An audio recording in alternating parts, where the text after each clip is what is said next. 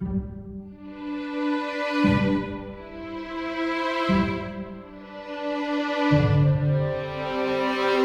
story is right out of Mad Men.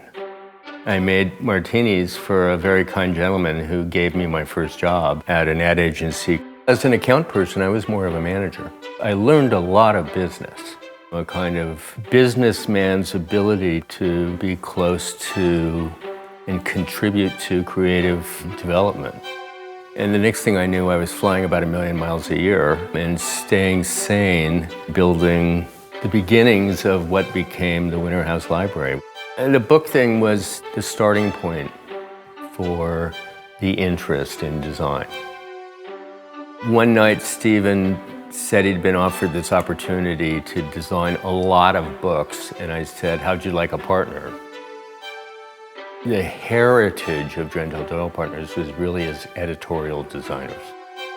I was very much the businessman, and they were very much the two creative directors. For, close to a decade, I watched two designers. I just learned a lot. And that made it possible when I started working with Jessica to really grow into becoming an art director. I went to New York, couldn't get a job, and ended up working for a producer, reading scripts.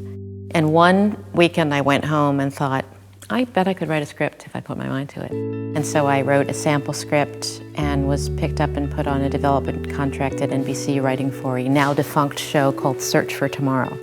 One day woke up and thought, this is not really what I should be doing, and started to think about doing graphic design again, and then applied to graduate school a year later. I went to visit some friends at Yale, and the minute I walked back in the studio, I knew that I really needed to be there.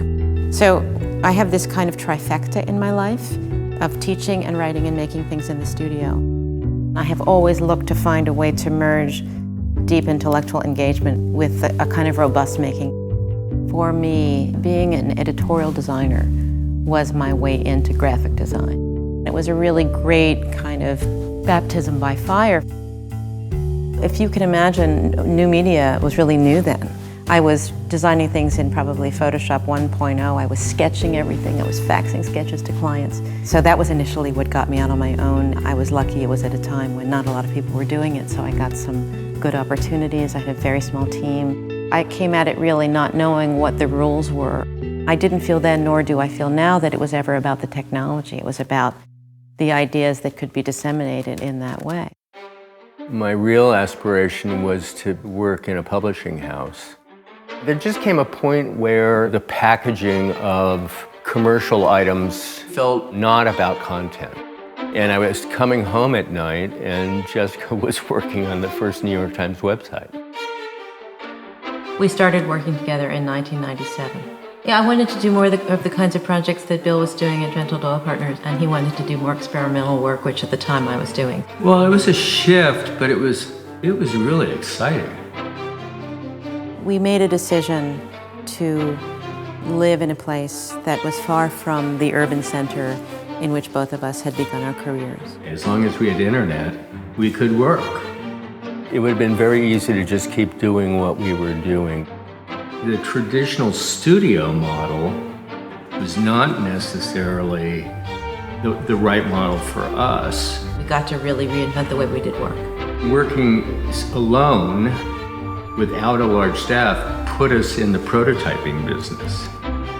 I think there was a sense to start kind of questioning, what is this commerce that we are encouraging? We wanted to be selective because we knew that we only had a finite amount of energy. And that led to a fundamental shift in the kind of clients we wanted to work for. What never left me was a love of social history through the printed page. We started treating her books not as traditional publishing projects where the publisher would hire us to be the designer, but developing the book from start to finish. The biggest project we've had in the last 10 years is Design Observer. The idea of blogs was a new thing. There was no forum for design discussion that was critical, but we had very strong sense at the time about writing incomplete sentences, about shaping stories with real editorial mission and focus. At a time when people were writing with typos and so excited about the speed and immediacy, because we are our own editors, there was a great deal of freedom. We're only beginning to learn what might be the impacts of design. You know, for a designer to be running a conference on innovation in healthcare at the Mayo Clinic is not what we were doing 10 years ago.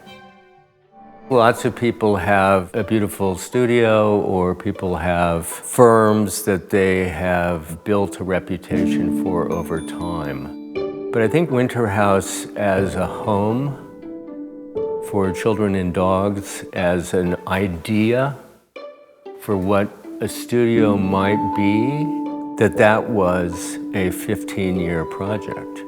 And it's one of the most exciting things about winning this medal, that we're winning this medal together.